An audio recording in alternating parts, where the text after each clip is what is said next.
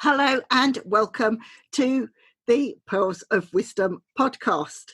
Now, very, very lucky to have this special lady. Now, this lady is the first person I asked to be on my podcast when I first set it up. And because she has such a busy schedule, we finally got time to sit down and have this interview and discuss and find out everything about her. It was with the greatest of pleasure I introduce you to Sarah Ibrahim, inspirational coach and probably one of my best friends in the world, and I think she's wonderful. So, Sarah, welcome. What a welcome that was. Wow.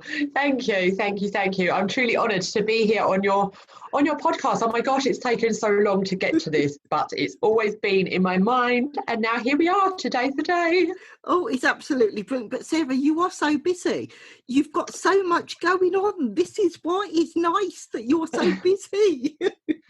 I know it's good. It is good. Don't get me wrong. But, sometimes you do think like, okay, I just need 5 minutes to kind of regroup. I feel like every one thing my brain takes in, something else kind of drops out. It's like I almost can feel myself forgetting stuff. But alas, I have methods to try and stay on top of things. With an almost 2-year-old at home, sometimes things fall a bit by the wayside. But we get by. We do. And what I'm going to say now, before I forget, to the listeners, make sure you have pen and paper ready, because we are going to get absolute gold nuggets from this lovely lady today. So without further ado, I am going to jump into the first question. Now, Sarah, can you describe your career path to date, please? Oh my gosh, Pearl, how long have you got? Wow. Okay, so at this moment in time, I am 38 years old, which you would not believe from looking at me. So my career path, I started working really when I was 16. I was that girl that just wanted to be independent. I wanted to get out, wanted to get to work, and it was all a bit of a rush for me. And I look back now and I think, my God, I should have just kicked back and relaxed while I had the opportunity. So I started out doing door-to-door double glazing, would you believe? So I was that really annoying person that would knock on your door just when you've sat down after a long day to chat to you about your windows. So you can imagine the welcome that I didn't get at most people's houses. But let me tell you, this job really stood me in good stead for kind of making me resilient and making me adaptable and giving me kind of the courage and help me to be outgoing. I was already that person anyway. I didn't suffer with shyness, which I'm sure you probably know. But, having to be on the ball and speak to strangers face to face every day, and be quite spontaneous, like in response to whatever they said to me, it really gave me some skills that have been helpful throughout the rest of my life. So that's where I started, basically. That was a little flash in the pan, and I made some really good friends doing that, actually. Friends that are still, my good friends now, and we talk about the old days when we used to go knocking and all this came up. Anyway, that was that. Let's not dwell on that. I then went into being like doing admin work, basically. So I started out with what was then Cable and Wireless, and then went on to NTL and is now Virgin Media. And so I was the administrator for a team of 25 engineers. So they were all men, right? I was 17. And I was this administrator. I didn't know what I was doing. I didn't even know how to open an email or anything like that, and I suddenly got this like adult job and I was like, oh, what's going on? I don't know what I'm doing. But this has been basically the story of my life. I'm a say yes person and I just learn it as I go along. And I'm cool with that because it's always worked out for me. And actually, I think there's something to be said for that method of doing things because it's sink or swim, and sometimes if it doesn't work out, well, so what, you've tried. Yeah. So I went into this job and like the whole office, there was like 150 men and there was just 6 of us women, right? And so you can imagine, the things that we heard, the things that we were exposed to, male banter and all that caper. But again, this set me in good stead because it gave me a resilience, to survive as a 17-year-old in a team of 25 men was quite something. And at the time, I didn't really view it that way. But now I look back and I just think, oh my gosh, wow, okay. And I was there for about 6 years. And so by the end of it, it was like having 25 dads. By the time, if they thought something had upset me, every one of them was like, Sarah, you tell me who's upset you, and so it was great. It was a really good kind of community feel, but it got me started on my admin journey, and it turned out that I was actually really good at it, much to my surprise. So this started me off. I then went from there into a job up the city with Royal & Son Alliance, which is an insurance company. And there began my demise, unfortunately, because I was there for 6 months and, the job was at a higher level than what I had realised. And, how I sold myself in the interview, they didn't realise that what I meant by what I said was different from what they understood. So we already had this kind of mismatch, this gap of my skills. And so I was trying to learn on the job, but the environment, I just did not thrive in it at all. It was kind of a heads down, we just do our work. We don't talk to the person next to us, a very sedate corporate environment. And for me, well, you know me, Pearl, that just didn't work. I'm that person that needs to have banter and, fun and be able to talk to the people around me and stuff like this, bounce off each other. More of an environment that's a bit more sociable, albeit work, right? And so after 5 months, I just, I found myself going down and down and down, basically. My manager was bullying me and I just hated it. I left there. I didn't work for 6 months afterwards. It just really sent me into a fear thing, right? I'd taken this job as a permanent job. And from that day on, I never took another permanent job up until about 4 years ago. So there's a long, long time. So this started me off temping. I temped basically for maybe 10 or 15 years, which was awesome, right? It was so awesome because you get paid weekly, you meet all sorts of different people, different environments, different companies, all that sort of stuff. And so the end result of that is that I know a little about a lot of stuff, right? I've worked in banking, I've worked in finance, I've worked in construction, I've worked for the NHS, I've worked for the government. And, you name it, I've basically done it, right? Jack of all trades, that's me. And that served a purpose of giving me the skill of adaptability, right? I can just kind of swoop in somewhere, see what needs to be done and fix it and then move on. And I'm not tied to it. If I hate it, all well and good, because I'm not going to be there for long. And you pick up large banks of knowledge and friends and skills as well, because you're doing different things everywhere. So this was really, really good. And it worked for me because it meant I wasn't tied down to a permanent job. And then I had a brief stint at being married, and then decided that I wanted to be a holiday rep. So I went to university at like 27, because I thought, you know what, I'm sick and tired of arranging meetings. This admin thing, I'm really good at it. I'm really being paid well for it. I can walk out of one job on a Friday and straight into another one on a Monday, getting paid upwards of £20 an hour. I was living a good life, but my soul was just like, oh, please, not another meeting. Right? These meetings, they meant nothing to me. It just wasn't, I didn't wake up in the morning and think, yippee. I was just like, oh my days, another day at that place.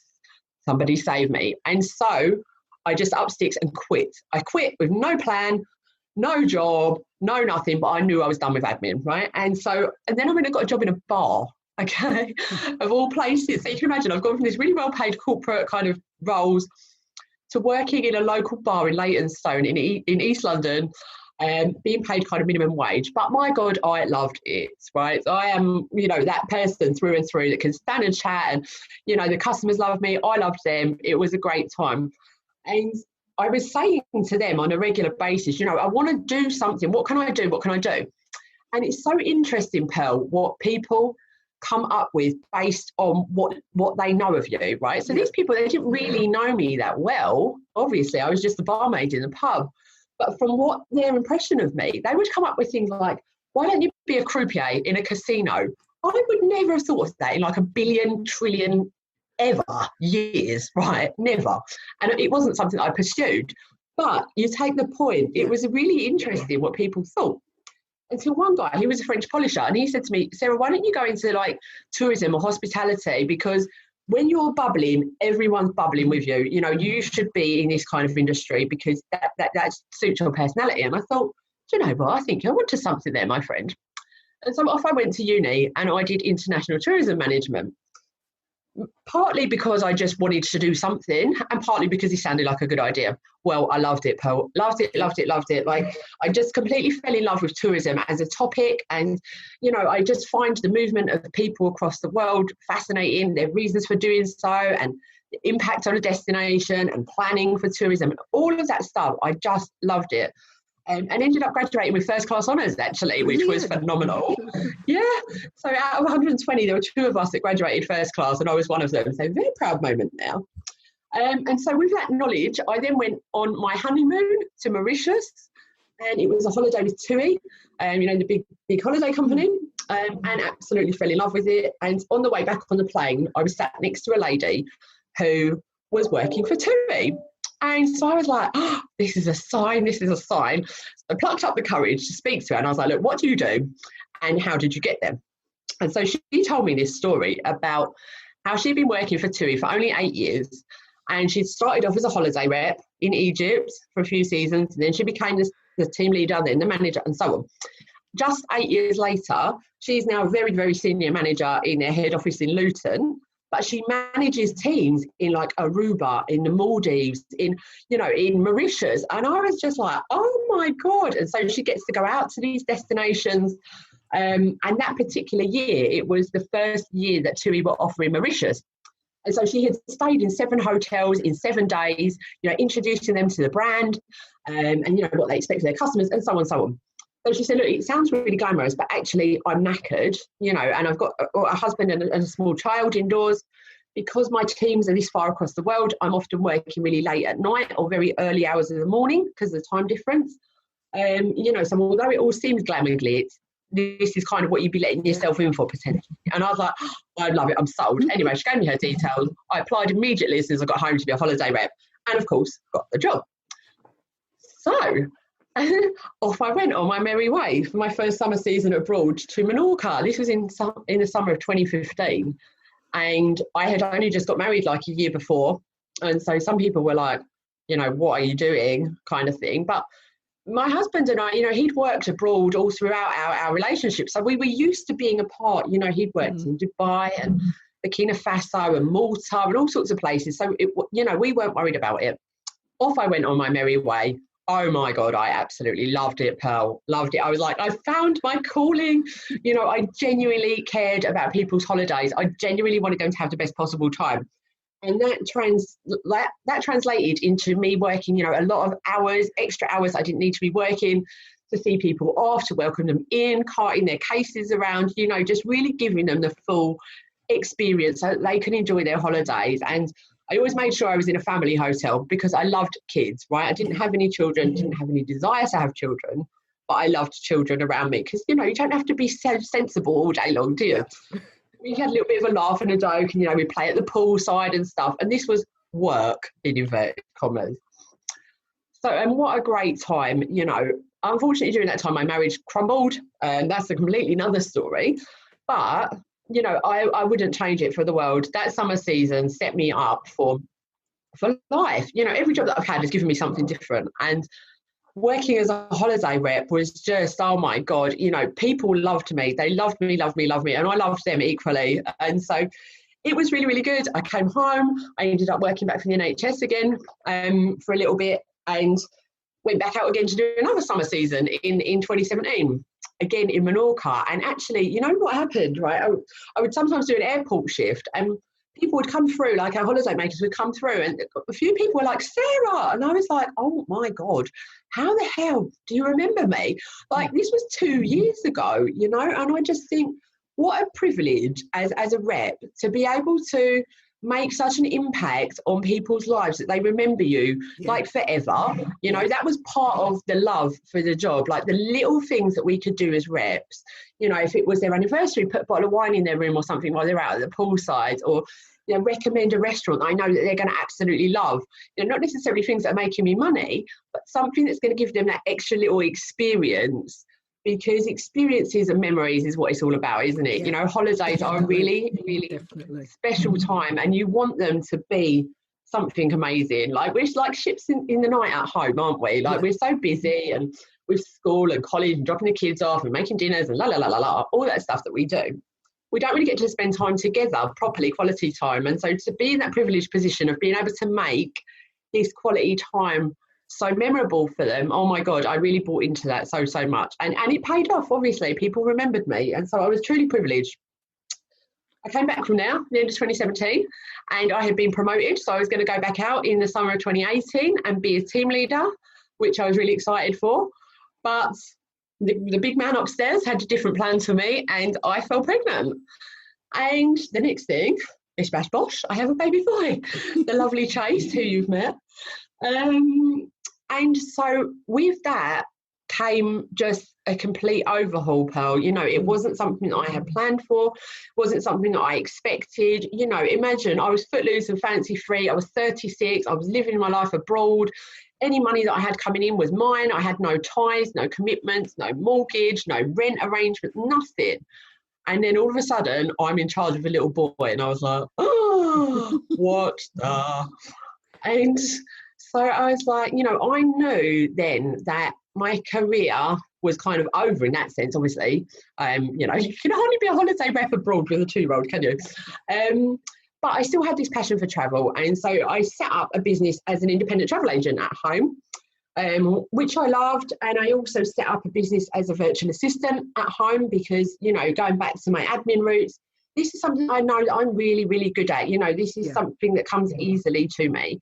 And actually it's something that I do quite enjoy, so long as it's the task that I want to do.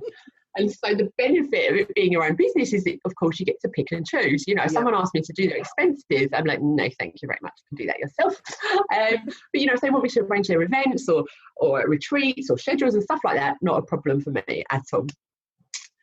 So this set me off on the path of the entrepreneur, and what a journey that has been. Now, I met you through my entrepreneurial journey and, you know, quite early on. And so you've been right by my side and seen it unfolding over the last kind of year and a half. Yep. And, you know, it's something that evolves daily, isn't it? You and I have both grown in different ways, and we share a lot of knowledge, don't we, between us? Yeah, we do. And so I had a network marketing business as well last year, which I loved. I'm an absolute advocate of the network marketing industry. I think it gets a bad name from, you know, people maybe sometimes don't carry it out in a way that's very, doesn't have a lot of integrity. Yeah. But actually the people in that industry are phenomenal. You know, they are notoriously positive. They're notoriously kind of high achievers. They're very friendly. They're very happy people, and an amazing kind of group to be part of. And I learned so much. Through my network marketing business, I uncovered a natural gift for helping other people. And this year decided, you know what, instead of doing 3 things kind of adequately, I'm going to put all my eggs into one basket and do one thing really, really well. And I decided to launch my coaching business. And what a journey that's been as well. So, you know, kind of pulling together all the different strands of what I think people will want to know, and learning from them and listening to what it is that they need, and also pulling in the knowledge of all the stuff that I wish that I would have known over the last year and a half to create the Unshakable Mamas program. So it's been a real, what's the word, Pearl? What's the word? It's been magnificent, I guess. You know, it's just been so diverse, and I've met so many people and had so many experiences. And, you know, I look back now and I think, okay, that's why that happened, and it brought me to here. And if I hadn't learned that in that job, then I never would have understood this, and so on. And I'm fascinated by all things kind of human psyche and understanding what goes on and why and how and all of that jazz, as you know. So here we are. That was a very long answer, but there you go. That's the answer. But it's absolutely wonderful. And I say to the listeners, you can see why this lady is so, so special. She lights up a room every time she shares her knowledge. And I told you needed pen and paper, and there's so much information. I mean, thank you, Sarah. Thank you. And I'm going to ask now. Go on. You've got so much information to share. Can I invite you back to be a guest and share again? Because you've got so much to share, and I'd love to have you back as a guest. I could be persuaded for the right price. Brilliant. You've heard it here, listeners. We're going to have Sarah back to share all her wonderful pearls of wisdom. I'm going to move on. I'm going to move on to the next question. You might have touched on some of it in your introduction. But can you name 3 things that made you choose your current career and why? So my current career, as you've already said, is that I'm an inspiration coach. Yep. For mompreneurs. So the reason why I chose that is because my heart is to serve, is to help others. You know, I've always been that person. I've realised looking back that I've been coaching people all my life. I just didn't realise that it was the case. You know, I've always been that person that's kind of a mediator, the voice of reason, and that person that people come to when they want, you know, just a straight answer, or they want to process something themselves in a judgment-free kind of environment, or, you know, they know that they are safe sharing with me. And some of the things I've been told over the years, I'm just like, oh, how do I always end up being the person that has all this stuff, you know? But it's a privilege, you know, it is a privilege. And so that for me is the main reason that my heart is to serve. I just love to help others and to see others rise, having had an encounter with me, whether that be a conversation or, you know, however it unfolds. That to me is everything. So that's the first thing. The second thing, of course, is a more practical thing. It's about being able to build my business around my baby, and to fit the schedule around my life, rather than having to conform to, you know, 9 to 5s and sneaking out of meetings to take phone calls about the kids and summer holidays, childcare, all of that jazz. No, thank you very much. Yeah. So that was something. And the third thing is really about legacy for me. You know, it's about building something that I can be proud of and that Chase can be proud of. Like, my ultimate goal is for Chase to be able to say to his friends, that's my mummy. Like, that's what it's all about. Just for him to be proud, to have something to show him, like, I'm a single mum, to show him that no matter what comes at you, no matter what the odds are, you know, if you have got a dream or a desire, that you absolutely can go and have it, no matter what it is. If you follow your heart, you will get there 100%. Like, I just want him, one of the main things I want him to understand in life is to just go for it. Just go for it. And I will always support him no matter whatever he does. And I think that's so important. And I can't try and teach him, you know, Chase, you go and follow your dreams. You go and, you know, follow your heart. But mummy's not going to. Mummy's just going to, you know, sit here doing a job that sucks away at her soul. That doesn't work, does it? You know, we have to lead by example. And so the way to teach him about freedom and you know, being able to be who he wants to be is by doing it myself, first of all. So that's that. Oh, this is absolutely wonderful. I said to you, listeners, see, this lady is so, so special. I've got goosebumps just listening to you, and your message is so, so spot on for you, your personality and what you want to do. And Chase will be. He'll be saying, that's my mummy, that's my mummy. I can see it. It's going to be happening. It's going to be happening very, very quickly, because you are inspirational. You really are. And I do tell you this almost every day, don't I? Not almost every day, every day.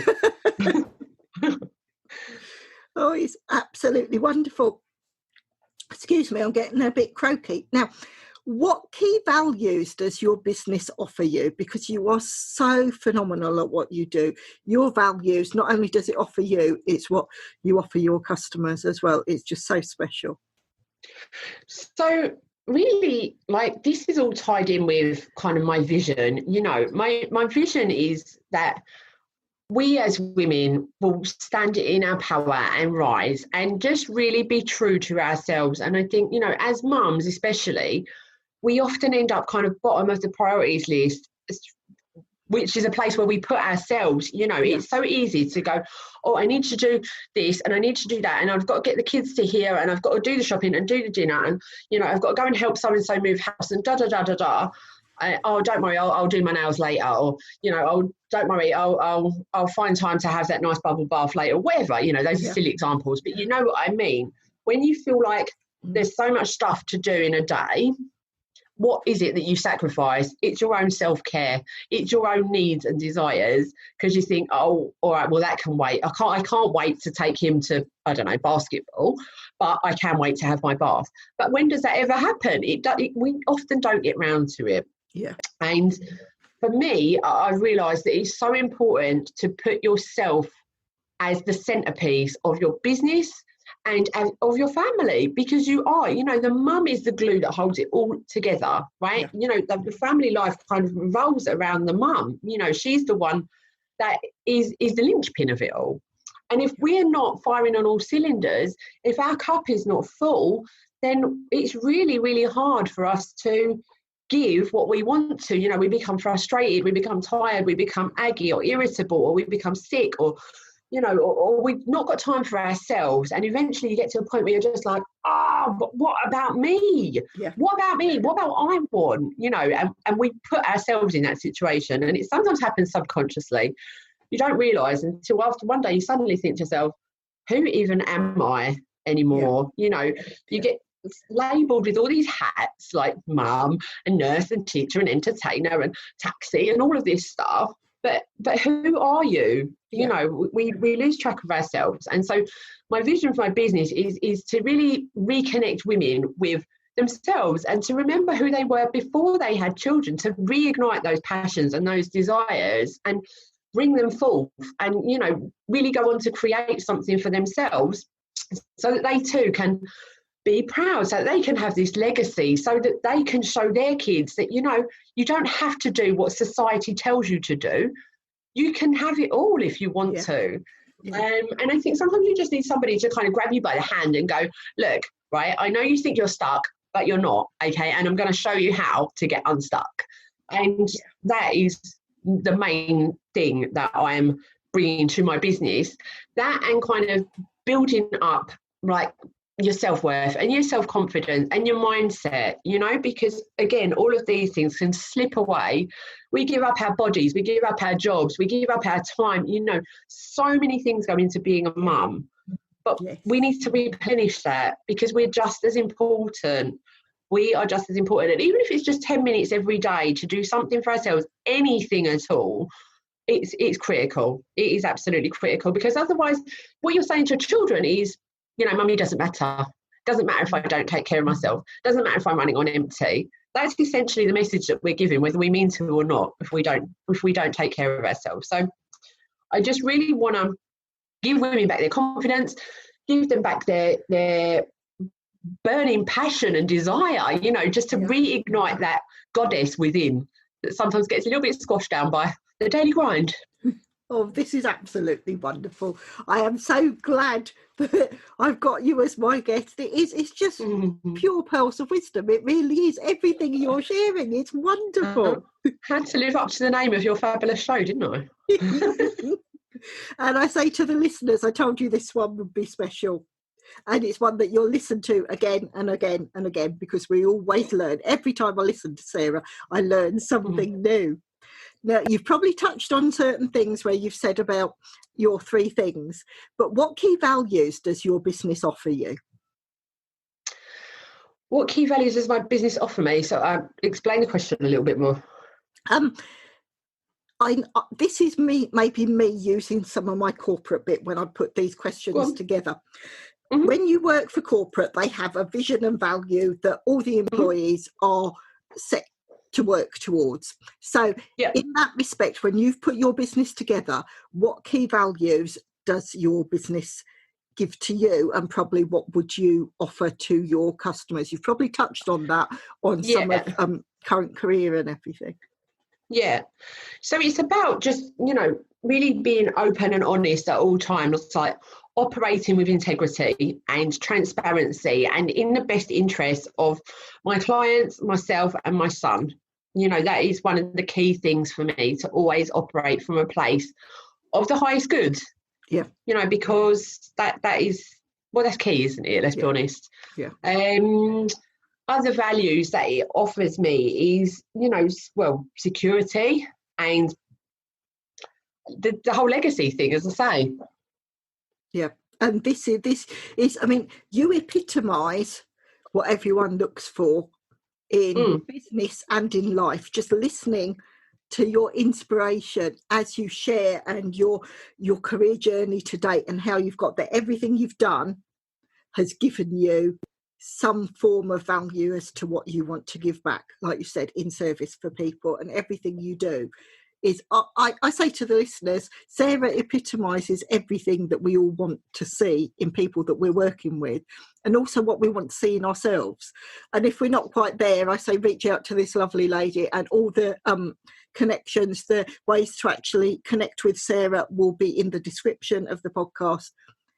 You are going to learn wonders from this lady, and already you can see just how much she's sharing. So again, it's if you want to be in the same position that Sarah is, how inspirational she is, you need to work with her. So yes, that's where I'd say your key values, literally, you epitomise that. You eat, sleep, breathe it.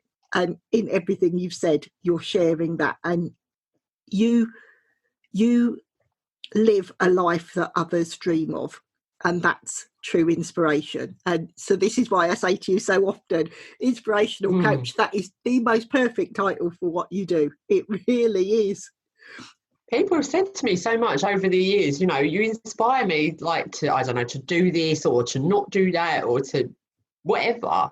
And so when I started my coaching, I was like, you know, because this coaching is so vast, isn't it? You know, we've got life coaches and this coaches and that coaches and weight loss coaches and wellness coaches and every kind of coach in the entire universe. And I was like, And then I thought, you know what, inspiration coach is the most logical thing for me, because it's something that people have said to me time and time and time again. And, you know, I aspire to inspire. I just think, I do think that it's a gift, you know, to be able to inspire somebody to take some action or to rise up, to be a better version of themselves, to, you know, get out of their comfort zone.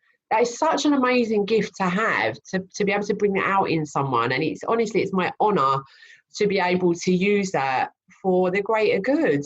I spoke to a lady the other day, she's in my Facebook group, and she made a comment on one of my posts saying something about, I want to get off the 9 to 5. I said to her, well, look, you're in the right place. I said to her, I'll message you. So I messaged her and I said, look, you know, is there anything that I can help you with or whatever? Do you want to have a little chat? I know we don't know each other, but I picked up on this comment and so on. And so she said, oh, you know, I've got a full-time job and I've got this and this and this and this and this, and I don't have time to blah, blah, blah. And I was like, right, okay, stop. All of that is excuses, right? It's true. I'm not taking anything away from that. But if you want to change the path, then you've got to make a commitment to make the change. So we arranged a call for Saturday. Well, I spoke to her on Saturday. We spoke for about half an hour, and it was an amazing conversation, actually. So she said to me, just by the very virtue of having the call with me on the Saturday lunchtime, that had kind of bolstered her to kind of take action in the morning and get herself in a frame of mind for achieving things and doing things for herself and so on. We had the call, and in the afternoon, she took XYZ actions towards setting up her own business, which was just things that she'd been talking about rather than actually doing. You know, there was a number of really good reasons why she hadn't done this and why she hadn't done that. Underneath it all was fear. You know, of just getting yourself out there. And yes, those reasons were valid, but that's no good reason to stay stuck. Yeah. And so we kind of got to the bottom of it, and she messaged me on Sunday and she said, oh my gosh, Sarah, you know, thank you so much for taking the time out to have that call with me. I've done X, Y, Z things. And I was like, woohoo, well done you. This is amazing. And I took a step back to myself and I thought, you know, all I've done is just sat on the phone with her for half an hour and pointed out a couple of things which maybe some people don't necessarily want to hear, you know, but I'm always honest. I was like, okay, that's fear. Okay, that's an excuse. Okay, how about we do this, this and this? And she took it all on board, and hey presto, she's now running where she was just sat talking about it. So amazing. What an amazing gift. I love it. You are phenomenal. But I tell you this very regularly as well. You are so special, lovely lady. And I say to the audience again, this is how special Sarah is. And you're probably inspired just by hearing her story and what she's done and how she helps people, because she does it to me. Yeah, we speak every day without fail, probably many times every day. About a bazillion times. And if something goes wrong, and I will do record a message on Facebook Messenger, and I send it to Sarah, I go, rah, rah, rah, rah, rah, and she'll come back and she'll say, and breathe, and go through certain things, and I suddenly think, yes. But I feel vindicated that I've shared with Sarah, gone, rah, rah, rah, rah, rah, and she's helped me, and she always helps me, and this is what she could do to help you. So it is so so special, and I thank you every day for that. Oh, I love you, Pearl. You know that. The feeling is mutual, and this is where the listeners will feel and see the energy on this interview, because you've got so much to share. Mm-hmm. I'm going to move on to the next question. Now, this one, go for it. This is a corporate one as well. This is what I used to ask all my CEOs when they were writing a blog article, but I throw it in because then we get to see mix up of what people are doing. Now, Sarah, okay. What keeps you awake at night? Dun, dun, dun. At the moment, the heat and the mosquitoes. I had a mosquito in my room last night and the night before, which let me tell you, I was highly unimpressed with. Alas, that is not the real answer to the question. What keeps me awake at night is just, I don't know, I suppose in a way it is a brand of fear, just kind of thinking, well, what if this doesn't work, or what if that doesn't work, or, just kind of wondering what's coming next, because we're not handed a guidebook to our lives, are we? No, Okay, no. right, okay, now next week you're going to, create 3 new programs for your business, and the week after that you're going to sell it to 25 people. The following week you're going to be invited to speak on stage. None of that exists. We have to go out and create everything, and you and I are both massive advocates of kind of spirituality and just having the faith and trusting that it's going to work out. But, sometimes when I wake up in the night, I do find myself wondering what's going to happen next. And I really have to kind of talk myself down from that and say, it's not for me to know. It's just for me to take the next step. Just take the next step. And that's all I ever need to do is take the next step. So that kind of squashes that one back down and puts it back into perspective. Other things that keep me awake at night, I guess, without being too much doom and gloom, is just wondering about Chase. What happens if something happened to me? His dad isn't around, and we live with my mum, so he's got grandma and so on. But, obviously she's older, and that kind of stuff that we probably don't really need to go fully into here, because I don't want to bring the tone down. But that does, I will be honest, that does play on my mind sometimes. And other times just wondering, will his dad ever get in touch with him? Or how will I explain to him why he hasn't got a dad around, or whatever? Or, will I meet somebody else? And all of this stuff that, again, it's not for me to know. Just take the step. So that's the answer. And I say to the listeners as well, this shows how much you care and how much effort and work you put into everything, because you're still thinking about it when you should be sleeping, because quite often we will have messaged people and it'll be each other, and it'll be in the middle of the night and we wake up, oh yes, we've been awake at the same time. But it shows how much you care, and it also shows how special you are. It really does, does. So yes, I think what you've shared is basically what all of us, if we're brave enough, we all go through that. I mean, I was a single mum from when my daughter was 9, and I brought my 2 kids up, and I put my daughter through uni and her masters. And it's, when I look back, it's something, yes, I can be proud of. Sometimes there were scary bits in there, but it makes you stronger. It makes you far stronger. And the role model you become for your children is so, so special.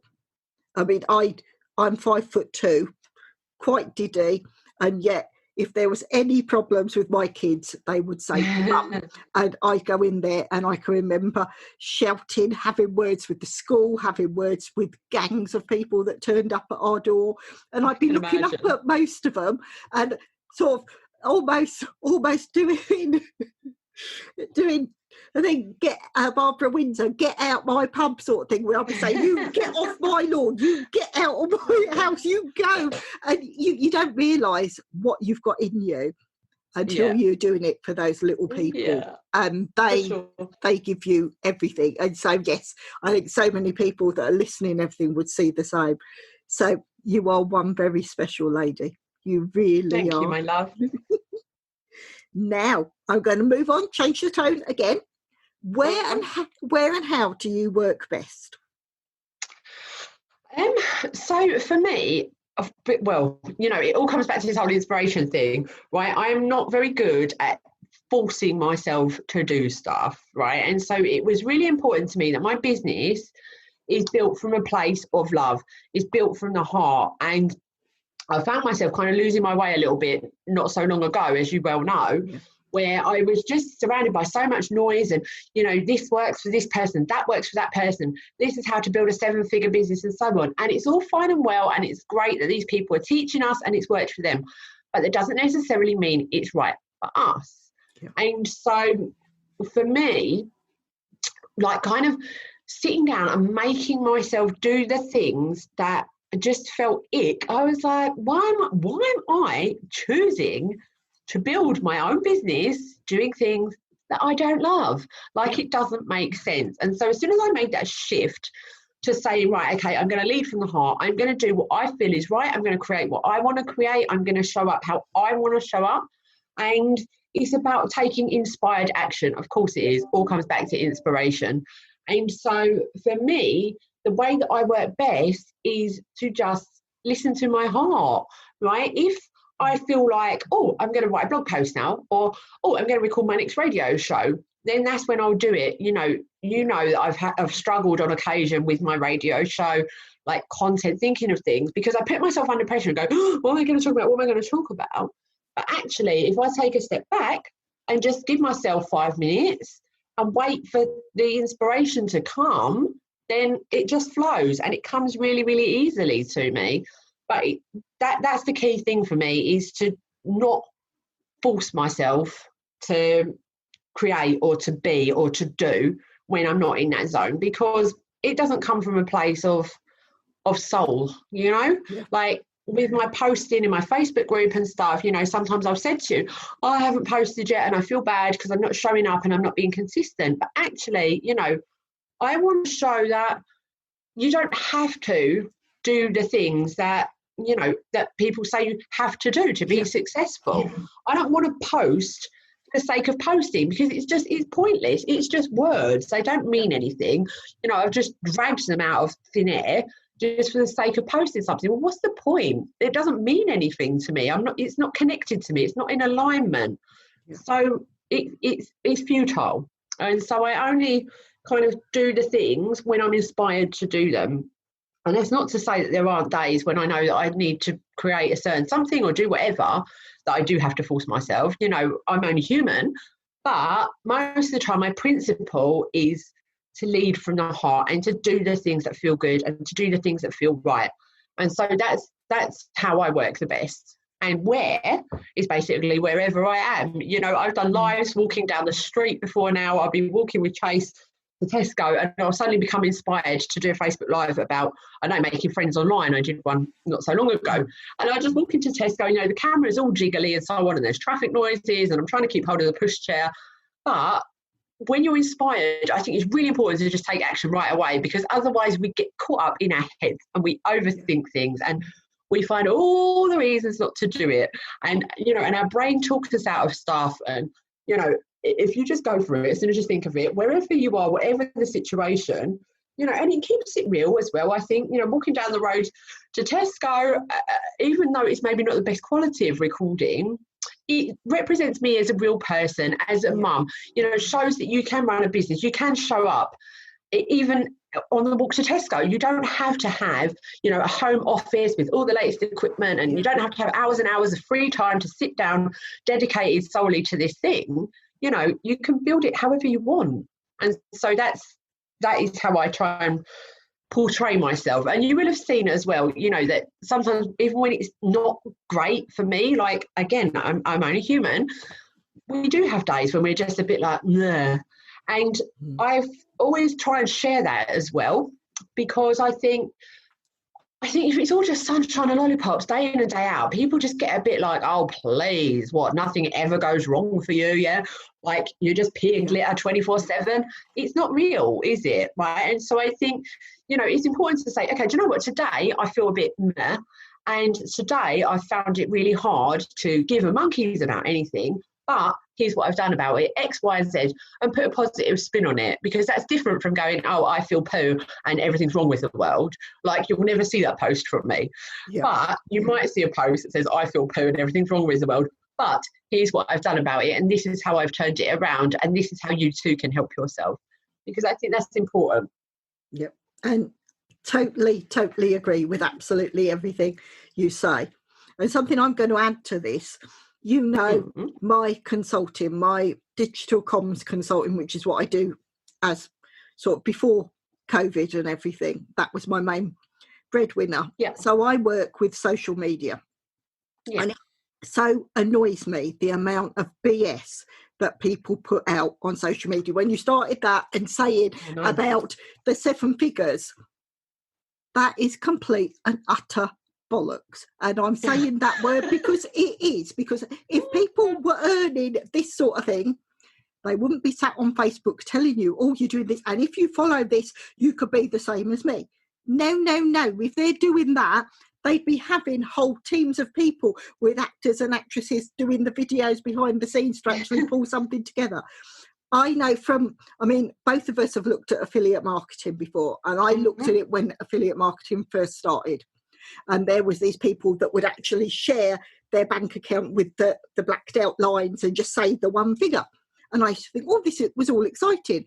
And the first course I did, they sent me the template of the blacked out thing for you to write whatever figure you wanted in this thing. And I thought, I hate you. Oh. I hate you. Complete load of rubbish. And this is what really gets me. Like you say, all this glitter and wonder and lollipops and everything, it isn't. It's because people feel they have to post this. Their social media life is completely different to what they really do. And it causes so much potential mental health problems. Look at the youngsters coming through now. If they don't get enough likes on their post, they get bullied at school for it and everything. And it is complete and a tosh. And this is what really annoys me, because yes, I've done social media plans for massive companies. You have to be authentic and truthful, which is what you were saying. And all these people, like when you said when you weren't showing up in your group every day, I've got Facebook groups, I've got LinkedIn groups that I don't show up in every day because I'm not adding value every day. If I've got something that I need to share that's going to help there and then, I will share it. If you force yourself, because people say, oh, you must be posting every day, you do not connect with the right people. You do not bring your authentic tribe and your soul-aligned people to you. You it just doesn't work. You have to be authentic. So everything you've said there, completely agree with. And that's me getting on my hobby horse, because it really, really annoys me when I see this, where people say, you must do this, you must do that. And sometimes I think, no, complete load of rubbish, because if you'd really done that, you wouldn't be sat here on this doing there. You'd have someone ghostwriting a book and you'd be out there travelling and promoting it. You would not be sitting on Facebook saying, if you do this, you will get this and this. So that's my tuppence put into it, as it were. So I will move on to the next question. But I think the listeners know if there's something that I can add value to. And just when you said that, I thought, yes, completely. And as listeners will have heard, Sarah's authentic. She does everything with passion and through inspiration. So you know what you get from Sarah is truth, honesty and results. Whereas if you listen to some of these people that talk complete that are rubbish, you're not going to ever be able to achieve it, because I don't truly believe that most of these people have done it themselves. But that's me. I will move on to the next question after putting the world to rights. Go for it. What tools do you use that makes your work life easier? Ooh. Okay, so tools that I use that make my work life easier are, and like there's certain apps and things that I use to kind of, what's the word, automate things for me. So for example, you and I both use the same app, the 5-minute journal, right? And so like I'm a big fan of journaling, you know, and I often do put pen to paper as well. But it's important to me to take 5 minutes to be grateful every single day. And it's important to me to journal consistently, because I know what I get from it. And so by downloading this app, I think, what was it, £4.97 or something ridiculous, just a one-time payment. But it prompts you in the morning, every morning, 8 o'clock, it says to me, you know, what amazing things are going to happen today, or something like that. And so then you put in 3 things that you're grateful for and 3 things that you're going to do to make the day amazing. And then there's space for an affirmation. And then in the evening, it comes along and prompts you again and says, okay, what 3 amazing things happened today? And how could you have made today even better? And it really makes you just reflect on, okay, this didn't actually go quite so well today. I could maybe adjust X, Y, Z, or I could be a bit more patient, or I could be more tolerant, or whatever. And by taking that time to reflect on yourself, you're aiding your personal growth. And then there's space to put a picture as well, which I think is great, because I look back over the months and I can see all these different pictures of, you know, how my day has been and stuff. So that's one thing I do, because, you know, when I put pen to paper with journaling, sometimes it can go on, and it's a big time commitment. It doesn't have to be, obviously, but, you know, sometimes the inspiration just flows and flows, and we don't have time. We're busy mums, you know, we've got stuff going on. That's one thing. Another thing is obviously the calendars, you know, synchronizing my Google Calendar, my Outlook calendar. If I don't set reminders, Pearl, it ain't getting done, right? Yeah. I think to date, every single reminder that's ever gone off on my phone, and there's about at least 10 a day, every single one I think, oh my God, yeah. I don't think, oh yeah, you know, I knew that was, I knew that I had to do that. I think, oh yeah.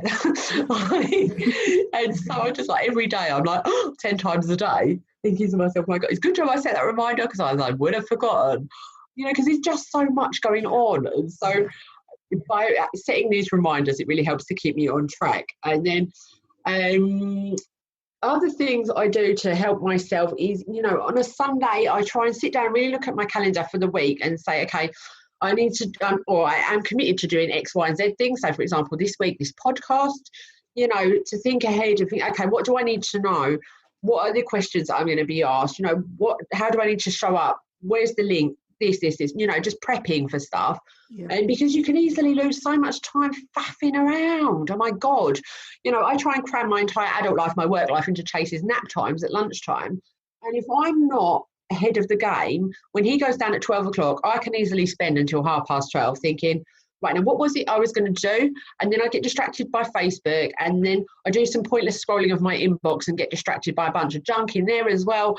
And before I know it, it's 12:30, I've achieved nothing. Then I think, oh, I'll go and have a cup of tea. I'll just make a quick sandwich, you know, and then he wakes up and I'm just like, okay, good. Well done, Sarah.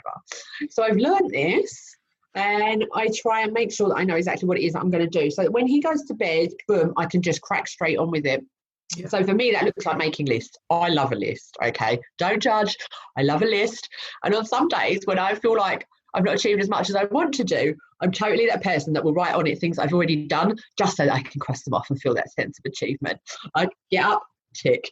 Clean teeth, tick. You know, some days it's like that, isn't it? You know, you don't achieve as much as what you wanted to. And it's easy to feel like, oh, you know, I've done nothing, but actually I've kept a child alive all day. You know, this is a big deal. It's the most important job of all.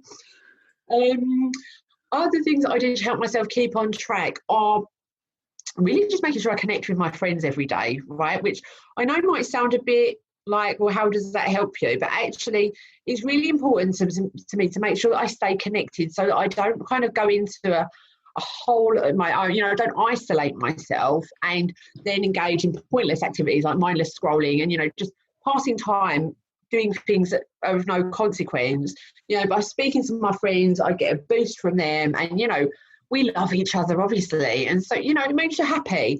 And I think that's important, to have that happiness in each and every day. And life is so short. You know, it's important to take 5 minutes to go, hi, how are you? Just to remind you, I still love you. You're amazing.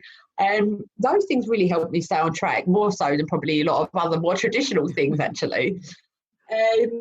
Other things I do to help myself, I'm constantly on a self-development tip, as you know, self-confessed self-development junkie extraordinaire.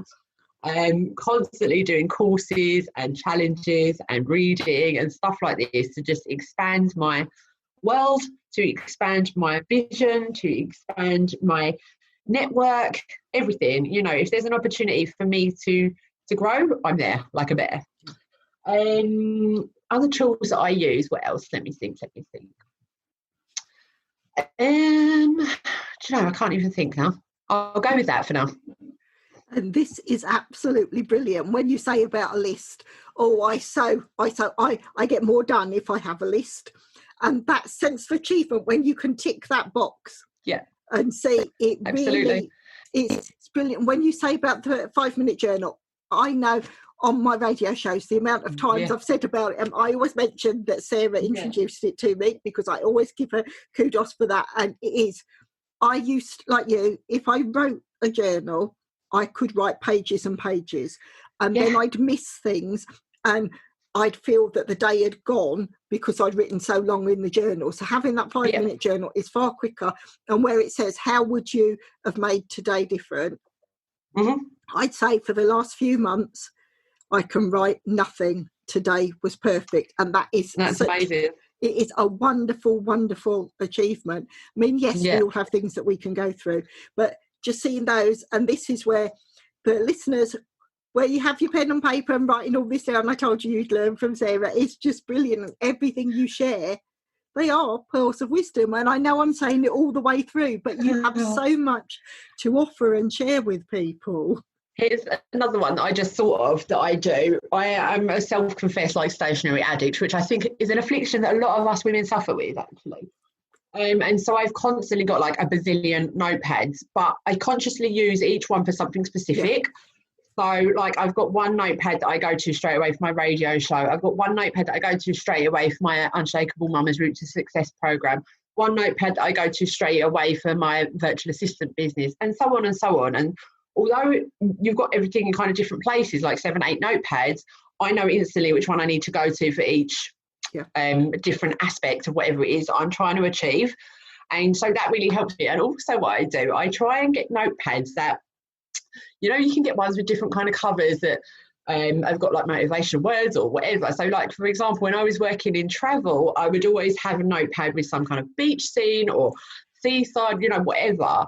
My Unshakable Mama's notepad at this moment says "Make Today Count" on the front of it.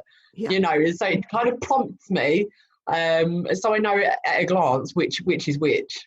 Oh, this is wonderful. And again, we are so alike. I have 2 shelves full of notebooks and things.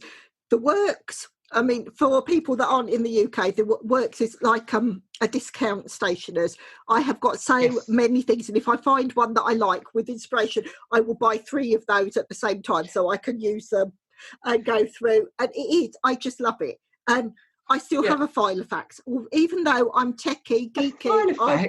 I've got 3. I've got the little pink one that goes in my handbag. I've got a sparkly gold one that I use, that's the A5 size that I take when I do my consulting. And I've got an A4 one that I put together. And then I've also got folders that work like Filofaxes. So I can put everything in. So when I go and work with clients, I have the subject dividers for different clients, so I can go to that and I can see. And they look at me, and all these tech people take out their MacBook or their iPad or everything, and I take my Filofax out, but I can still wipe the floor with them when it comes to tech stuff. And they look at me, and it's just that thing of having a nice pen. And I'm showing, listeners can't see, I've got my Posh pen, fountain pen that I use for my gratitude journals, but I even use the Pilot disposable, but they're fountain pens, because then I can do my squirrely writing. So no matter what I'm doing, I have different colours of that. So yes, everything you've said I can relate to, and yes, I do have that thing when it comes to stationery. I get quite excited about it, as everyone can see. Funny enough, you're saying about the colours, I always journal in pink. I've got a pink pen that I always use to journal with, always. And it's so special, because I used to have, the pens, the gel pens that are silver and gold. Yeah. Mm-hmm. I used to write with that because my brand colours have always been gold, hence my gold Filofax, but I'd write with gold, sparkly at times as well. Mm-hmm. So yes, this is why we're so alike. We are. It's wonderful. So let me tell you a funny story that you just made me think of. Right, while I was pregnant, I all of a sudden was inspired to do so much stuff, Pearl, just random stuff. So bear in mind, up until this point, I've been like a party girl, and all the stuff that went with it.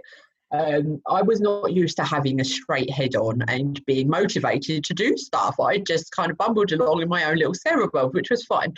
Next thing, I'm pregnant and I've got all this time on my hands and I'm, very, very sober. And I was like, okay. So this one day, I all of a sudden decided, right, I'm going to make a scrapbook. I'm going to put all Chase's scan pictures in there, and I'm going to put pictures of my baby shower and la la la. Well, I went to the works, as you just alluded to, and I went absolutely nuts. It was like a smash and grab, right? And so I bought all these buttons, and I bought a book about calligraphy, all different kinds of writing, different pens. I bought glue and glitter and stickers and la la la la la, all this stuff, and I had this great vision. And it's all still sat in the bag 2 years later. Yes, I've got some of that as well. I've got some of that. I have something sat here beside my desk that is one of the white boards, the write on, wipe off things. Still that there. It looks brilliant. Week off, what I'm going to do, Monday, Tuesday, Wednesday, all of that. It's still in the wrapper, and I look at it every day, and I think I need to use that. And then I look at the wall, and I think I've got no space, so it stays there. But yes, all these things, they seem like fantastic ideas. I know. I'm the queen of going gung-ho for these. I have these ideas and I'm like, yeah, man, I go all out, and I buy all this exercise equipment and the DVDs and the videos and, all the gear. And then I just sit on my settee and eat cream cakes. I am that person. Yes. Don't judge. we could all connect with that in so many ways. We really can. And like I've said, listeners, we know Sarah's already agreed to come back and be a guest on future podcasts. We're going to learn. Indeed. This lady is so special. You can just be transfixed every time she shares all her wisdom with us. Now, I'm going to move on and this now. Mm-hmm. Sarah, what would you have done differently in your life if you'd known then what you know now? Wow. There's a question. God, so many things, I guess. But I say so many things, but actually, do you know what? If I would have done them differently, then it wouldn't have brought me to here. And I wouldn't know what I know, and I wouldn't know who I know, and I wouldn't be who I am. So actually, I'm going to go with nothing, because this was how it was meant to be.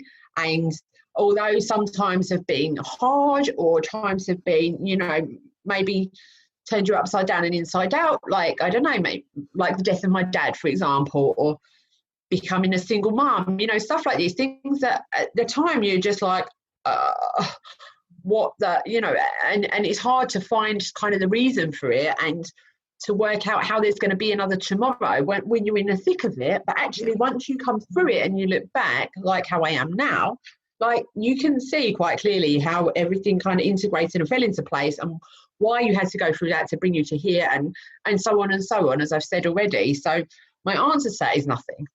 And that is brilliant. And so many of my inspirational guests, when I ask that question, every single one of them give me the same answer, which again shows me I've picked the right people to be connected with, and you're on the right track and the right place where you should be. Because if you don't want to change anything, it's brought you to where you are, and everything was a learning curve to actually get there. And this is where it's so special. And that's why I like that question, because you get to see. And like I said, when so many of my guests are saying wouldn't change anything, that's when I know, yes, these are the people for me, because they're so special, and that's how they've got there. And I just love it. Love it. I'm going to move on to this next question. Now, Sarah, what is your biggest challenge and why? Okay, my biggest challenge is, I guess, time management, and not in the sense that kind of the days get away with me, although they do sometimes. I'm an avid planner. I'm very organised in the sense that I know what's coming and so on, which comes from many, many years of working as a PA and having to know who's doing what and when and how they're getting there and what they need once they arrive. Right, that's ingrained in me, and it's easy to kind of apply that to external situations or to my clients, but sometimes for me, I don't necessarily always put it into practice. However, in general, I'm very organised, and so my biggest challenge is that I just want to do all the things, and I've spoken about this so many times, Pearl. I have shiny new object syndrome in the extreme. I find out something or get some knowledge about something, even some vague concept, and that's it. I'm fascinated, I'm hooked, I want to know all about it. And I disappear down so many rabbit holes that I struggle to find my way back again. And before I know it, I've committed myself to XYZ programs, and I'm doing XYZ challenges. I'm trying to read 15 books, and also do the core activities for my business, and take my boy to nursery, and, you know, maybe eat occasionally, etc. My biggest challenge is to just stay focused and do one thing at a time. I think my personality is such that, you know, I'm multi-passionate. You know, I'm good at a number of different things, diverse. I'm a person that's very passionate. I do things with my whole self or not at all, right? And so when something piques my interest, quite naturally, I want to follow it through. And so what I've learned to do is just kind of make a mental note of the things that I want to follow once I've finished this thing. And obviously the list is ever growing and I will never get it all done. But I think it's better to have a list of things that maybe potentially you're never going to get around to than trying to do 28 things at once, because it just ends up in overwhelm and you don't really appreciate the beauty or, you know, get to see the real results because you're spreading yourself too thin. And so human design is my next one that I want to follow. That's my next rabbit hole. It's been on my radar for a few months now. Human design. That's where I'm going next. Watch this space, folks. Oh, this is absolutely brilliant. And it is, I think all of us have that as well, because the nature, when we look at coaching, when we want to be of service to others, we always want to learn and grow. We want to know that we can offer the best us to other people. Yeah. So can totally connect with that.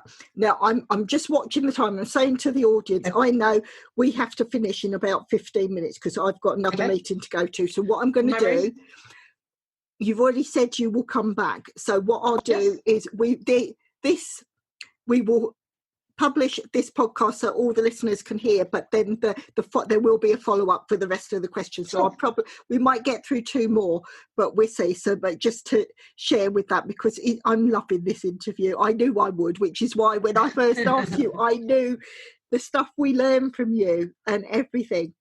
I'm going to ask a question now. I keep being told that it's ego-centered, this question.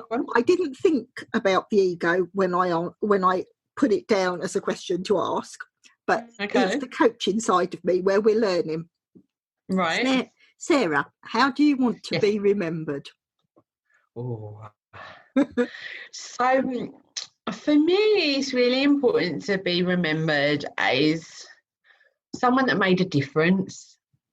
Like, I just want to have made an impact on the world, you know, to have made a significant difference to somebody's life, to lots of people's lives ideally. But, you know, I'm a big fan of just starting with one, right? Even if just one person takes something from me. Oh, there's a creature in here. I don't do creatures.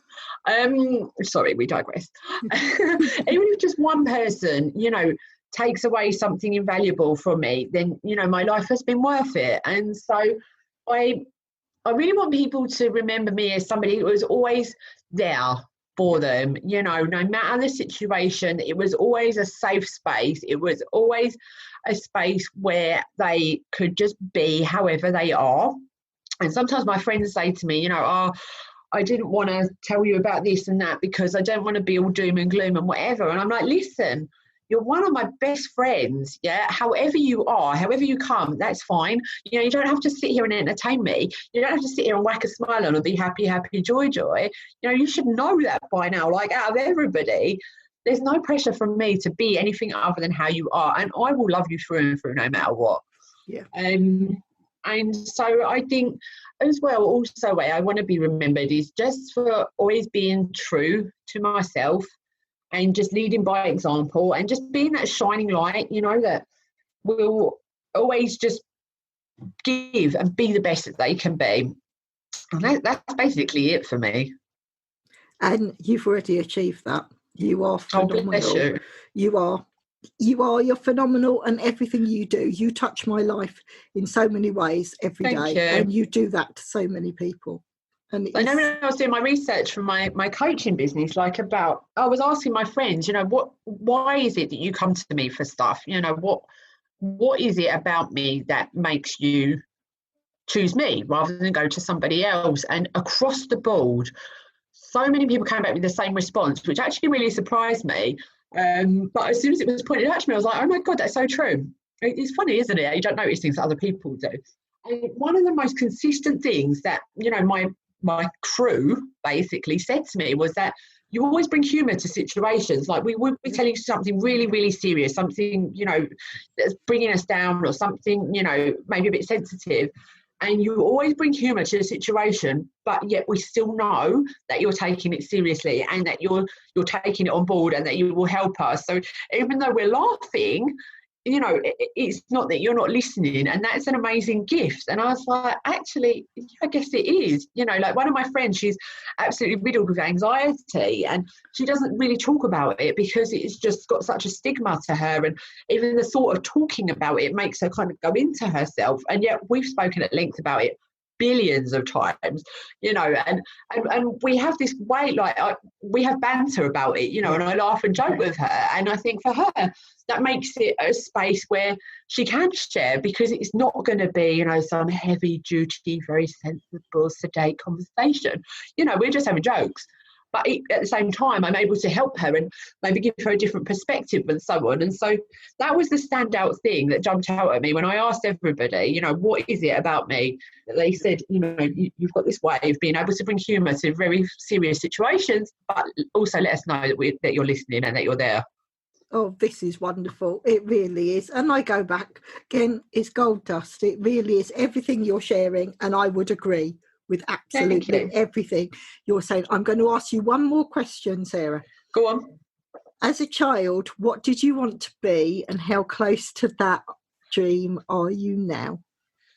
So as a child, I wanted to be, I wanted to have a chain of hotels, actually. And so I guess this tourism hospitality thing was ingrained in me from a very early age. I just hadn't tapped into it. I didn't know. But I've always loved going to hotels, like the whole idea of kind of home away from home. And I've been really interested in kind of the user experience aspects of it. So when I was looking to maybe go into that as a career, I was more coming at it from the point of, you know, what is it that our guests will get from us? You know, how can we create this experience for them so that it is home away from home and everything's fresh and crisp, and, you know, you don't have to do anything, like you don't have to wash up, you don't have to think, you know, and it's and all the little toiletries and all that stuff. I just love it. I love hotels. Like, if I could live in a hotel, I would. I just love them. And so I guess it was natural that I was going to end up working in a hotel at some point, wasn't it? But this was my vision, to have like a chain of hotels. And then the more I started looking into it, the more I realised it was a very male-dominated world. And that kind of put me off. And then I realised how much actual work was involved.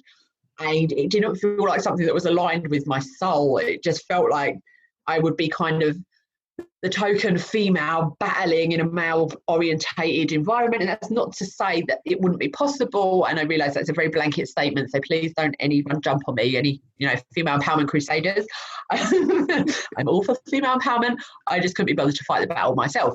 And so, you know, for me, it turned out to be a bit different. It turned out to be working in hotels as a rep and, you know, giving the guests that experience, but not having the headache of being the one that actually owns the gaff. But I think at some point in the future, I would think about maybe having a little guest house somewhere or something like that. My auntie's actually just changed part of her property in Italy into an Airbnb. And I think, you know, something like that would work really well for me, because I do love it. I really love it. And to provide that is just as much of a joy to me as to be the one that experiences it. So watch this space. Never say never.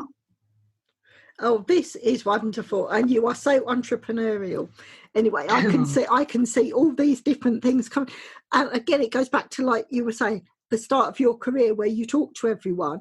You would be the perfect host to that. And I still see that happening.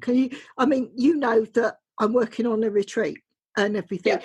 And I'm looking, ideally, it's currently online, but if you could look and put that into an actual bricks and mortar and choose things, now that you could actually say, right, I've got these areas and this is what I'm going to run this, and it would all fit with events and everything. Absolutely love it. My brain's just gone bang because I thought of another idea now. Oh no, here we go. So, Cox Enterprises expands. oh, just a bit. I'm going to draw this interview to a close now because I know Okay, we've my both love. got to run off to our next meetings. I wish I could talk to you all day long, and I will. The listeners know that you've already said yes, you're going to come back. So what we will do, we will publish this part of the interview and then come back and take more time to go through the others, and we will be having you back to talk about lots of different areas, because every answer you've given us is the potential to be a podcast in its own right, because you have so much that you can share and teach us and inspire. You are the inspirational coach and you can inspire all of us. Thank you for having me. Yes, it's a pleasure, and I cannot wait until we're back sat across from the microphone and doing this all over again, because we learned so much from you. Thank you so much. Thank you. No worries.